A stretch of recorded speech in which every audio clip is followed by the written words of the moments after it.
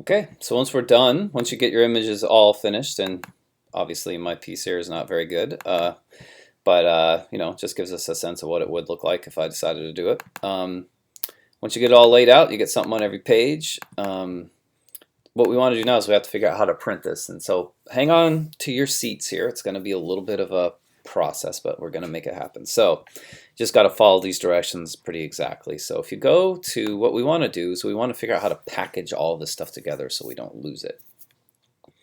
So if you go in, if you just want to print now, it would just print these out like each one's an individual page. And what we want is we want it to print the spreads together. And we want to print, page 1 and page 8 together and then print it on the front and then another set of pages on the back so that when we fold them up, they're folded up correctly. Which is why we have to work in these multiples of 4, right? So what you want to do is you want to start with File, and you want to go down here to go up to File, and you're going to want to go to Package. And package is like the proper way to get an InDesign file like ready to send off to a printer or anything like that. It's kind of advanced graphic design stuff. But if you click through it here, you'll see it does some useful things. Like if you use a weird font like my Comic Sans, I may sit down on a computer someday to open this file up that doesn't have Comic Sans on it, doesn't own that one. Or you might use a weird internet font or something like that. This will package it together so you can find it so your links won't get broken. It also packages all the links together so every image you've linked to shows up. So it kind of just bundles everything together for you the way you want it to. So you just want to click on the package button. You can write instructions, ignore this part, and hit continue. And then it's going to say where do you want this to go, like where do you want to put it. So I'm going to put it in my UCore 1000 comic folder, right? So I keep everything together all the time. And it's going to make a new folder for you once you put it in here. So I'm just going to hit package, and you can ignore this thing. It's just going to tell you that you shouldn't use typefaces you don't own. You can ignore that. Click OK. So now if I go to my desktop and I go to that folder, the UCore 1000 folder, you'll see that, okay, I have my InDesign file I've been working on the whole time. Plus, if you click here, you have a new folder that has all of this stuff in it, including a PDF of each page. So that can be pretty useful. So you can just keep this like an archive, and you can always, everything you need is going to be there. So that's fantastic. So once I get the package, it's like my backup, right? Now I need to figure out, well, how do I print this thing for real? Like, how do I actually make it print? And to print on the printers that we have in our lab is kind of complicated. And so there's a bunch of steps we have to go through to trick the printer, but we can do it. So if you go, once you've packaged it, then you go back up to File, and instead of going to Print, what we want to do is we want to go to Print Booklet, because that's telling the printer we want to print these things front to back and make them into a little book. So you want to click on the Print Booklet button. And if you have other things here, you want to like go through and check all of this. So what we're going to want to do is we're going to want to go to 2-up saddle stitch, which just means it's divided right down the middle, so you can staple it or bind it somehow if you want to. We want to make sure we have that selected. You guys can leave these things pretty much the way they are. You want to go to preview here, and you want to just look and see how it looks.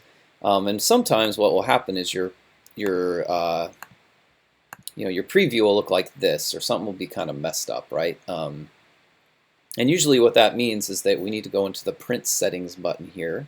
So just click on that and go into the printer settings.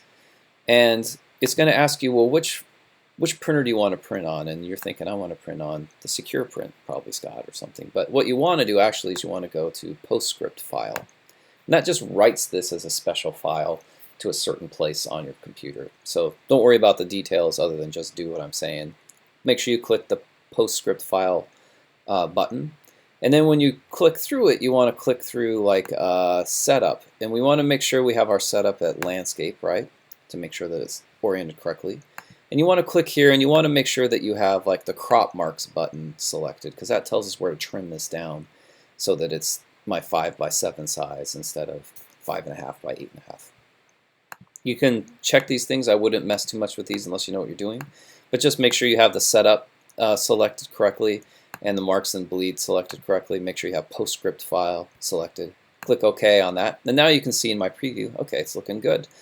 I have my front page here, I have my back page there, and you can actually scroll through the pages and see if they line up right, like page 2 and page 7, and then page 6 and page 3. And so this is going to go front to back for us, and it should all line up perfectly.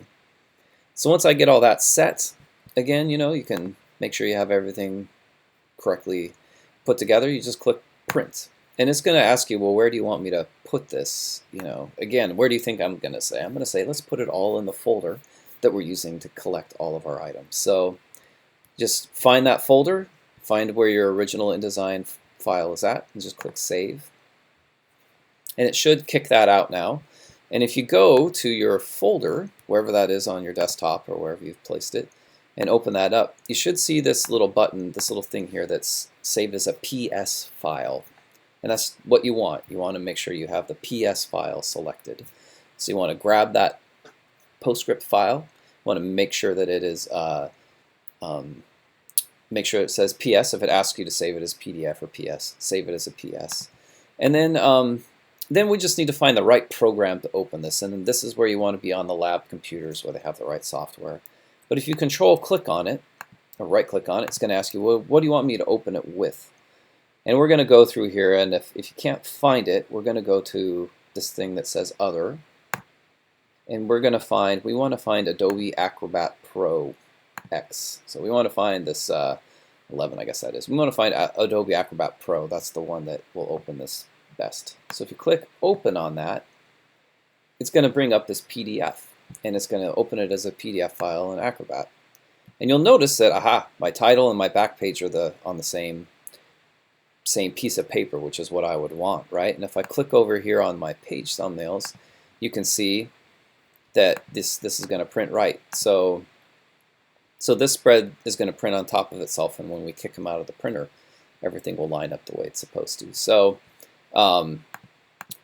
So now once we get that all done, what I recommend you do is you go File, you go Save As, you go back to the folder that you're saving everything in already. And I just like to type stuff like final, so I don't forget. And we want to make sure that we have like Adobe PDF file selected, and just click Save. Then you can close everything out. And if you go back to your desktop folder that we've been saving everything in, and you go to the folder, you should have the final right there. So when you reopen that now, anywhere you reopen this, you can email this to yourself or whatever you want to do. It'll print it out. I'm sorry, it'll open it up just like this with the pages paginated correctly and just the way you want it to be. And you can see that we have these crop marks here. So when we print this thing out, that tells me, those are going to print on the piece of paper, and that tells me to go into one of the labs with a really sharp razor knife and cut this out, which I can show you all how to do, so that it's the right size, and it even shows me where to fold it if I want to fold it up. So that's the basics for setting it up for the printer. And so now I'm going to walk you through how to actually send it to our MFP printer from Acrobat. Here we go. So you go File, you go Print. You want to make sure, again, it's best if you do this in the labs where you're printing from one of the lab computers from the Secure Print thing.